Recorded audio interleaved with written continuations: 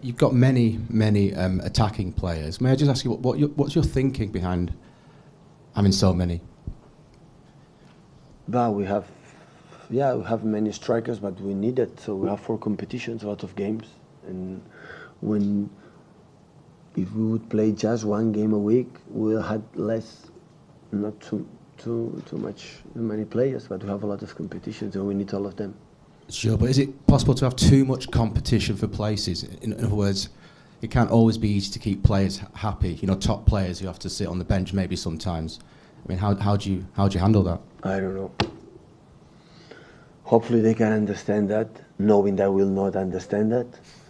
But hopefully they can understand in the big clubs always you cannot have 11 players, so they have to compete each other and the minutes they play. For example, the last game in Brighton, Leroy didn't play from the beginning. It was a key point. I changed a little bit our dynamic in front. And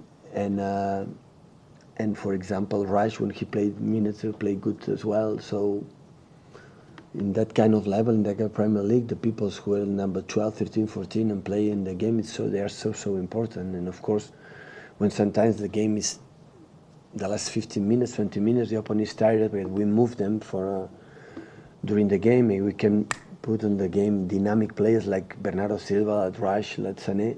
In that case, but another game maybe Sergio, another game with Gabriel. So it's a point we can win games in the last minutes.